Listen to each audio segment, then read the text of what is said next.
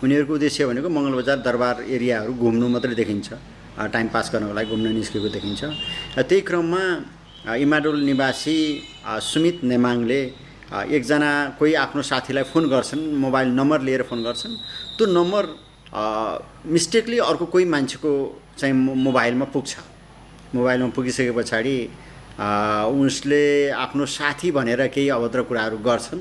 त्यही क्रममा mobile receive गर्ने मान्छेहरूले पनि काउन्टरमा त्यस्तै अभद्र कुराहरू गरेर मोबाइलमा झगडा पर्छ।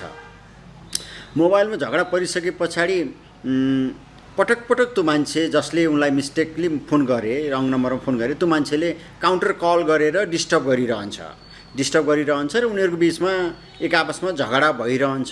उनीहरू बिल्कुल अपरिचित छन्, एकले अर्कालाई कहिले पनि देखेको, चिनेको, भेटेको देखिँदैन अहिलेसम्मको प्रारम्भिक अनुसन्धानमा। अनि त कहाँ छस् भनेर भन्छ उसले, म मङ्गलबजारमै छु, घुमिरहेको छु भन्छ। अनि मङ्गलबजारमा भए म पनि मङ्गलबजार आउँछु, त्यहीँ भेटौँ भनेर त्यहाँ तथानाम गाली गलौज उत्रिसके पछाडि अनि यो चाहिँ हाम्रो नेमाङ दाजुभाइ प्लस उनको 3 जना साथीहरू कृष्ण मन्दिर अगाडि पुग्छन् बेलुका 7:30 बजे।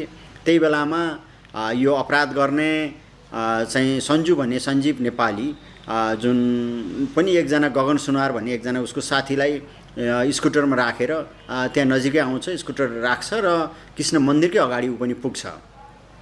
अनि उसको साथी र भाइहरू तल बस्छन्। अनि उनीहरू चाहिँ कृष्ण मन्दिरको सिँढीमा उक्लिएर केही समय विवाद गर्छन्। विवाद गरिसके पछाडि सञ्जीव नेपाली जुन सञ्जु भन्ने सञ्जीव नेपालीले नियोजित रूपमा उसले छुरा बोकेर आएको हुन्छ, त्यो छुरा निकाल्छ।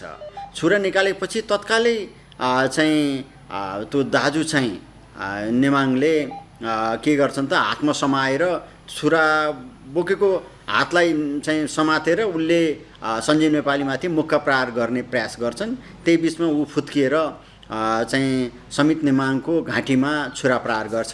अनि तत्कालै ऊ त्यहाँ ढले पछाडि ऊ माथिबाट तल झर्छ।